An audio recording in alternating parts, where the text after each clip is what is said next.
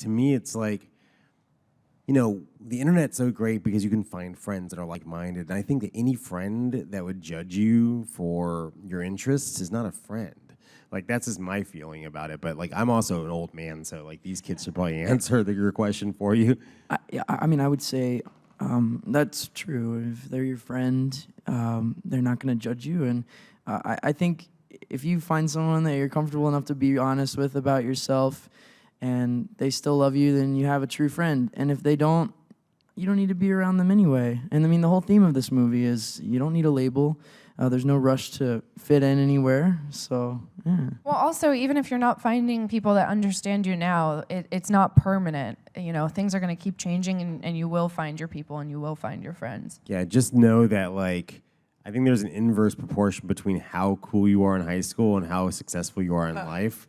That I feel like the more, like, ostracized you are at this point, it's going to pay off dividends because all the good people, all the smart people. Yeah, you're going to be Mark Zuckerberg. Yeah, all the smart kids, like everyone that I love in my life, and everybody who's just like smart, people I look up to and do great stuff, they're misunderstood when they're young. And like I feel like if you fit in a little too well when you're young, you're probably peaking early.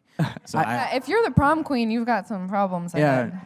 I was absolutely an outsider in high school. Like, I mean, I sat, I remember being so worried about which table I was going to sit at for lunch. That's a huge reason I didn't go to school, because I don't want to deal with any of that. Your parents pick on you while you were homeschooled just to sort of give you a taste of like what being picked on in high school? No, they're like, we love you so much. They're too supportive.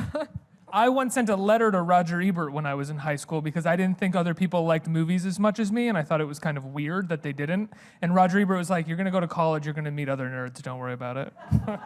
It's That about is the so geography, cool. right? Like that's like the whole thing. It's just like, when you're young and you don't have wheels and you have no transportation, like, you're basically bound, you're shackled to wherever you live.